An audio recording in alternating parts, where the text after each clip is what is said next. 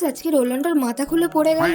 আর মাথা খুলে পড়ে যাবার তো পর তো রোলান্ডো এখন পুষ্পায় পরিণত হলো। তো গাইস আজকে হঠাৎ করে আমার কাকে বললো কি আজকে একটু ঘুরতে যাব। আর আমার এক্সাম শেষ, আমি তো এদিক ওদিক চলে যাচ্ছি। তো তারপরে আমিও কাকিদের সঙ্গে বললাম যে হ্যাঁ চলো যাওয়াই যাক। আর রেডি হচ্ছে, তারপরে জানলাম যে আমার দাদির বোনের বাড়ি। তো তারপর আর এক মহারানী দেখো রেডি হয়ে চুপচাপ শুয়ে আছে। আর আমি আজকে নাকেরটা একটু চেঞ্জ, এখন তো সানিয়া মির্জা ট্রেন্ডে উঠে গেছে। আর তারপরে এসে দেখি বাবা এখানে তো আবার এই ফটো তুলতে ব্যস্ত। আর আমি ভিডিও করছি বলে ও আবার আমার থেকে ফোনটা চেয়ে নিচ্ছে। তারপর দেখলাম আমার ভাইও রেডি, সবাই একদম রেডি হয়ে বসে আছে। আর রাস্তাটা কিন্তু অনেকটাই দূর। খিদে লাগার পর কাকা ড্রাইভ ছেড়ে খাওয়ার খেতে খেতে আমাদের জার্নিটা সম্পূর্ণ করলাম। আর যাওয়ার সঙ্গে সঙ্গেই খাবার পেয়ে গেলাম। এবার কিছুক্ষণ পর আবার ফুচকা, আর আসার সময় আবার গজা কিনে নিয়েছিলাম। এবার আমাদেরকে রাক্ষস ভেবো না, ভিডিওতে এত পর দেখাচ্ছে কিন্তু অনেকক্ষণ পর পরই খাওয়া হচ্ছিল। নিচে দিকে এরকম রান্না হচ্ছে আর ঘরোয়া মিলাচ্ছিল বলে। তোমরা তো মায়ের থেকে মাসির দরদ শুনেছো, কিন্তু মায়ের থেকে কাকির দরদ কি শুনেছো?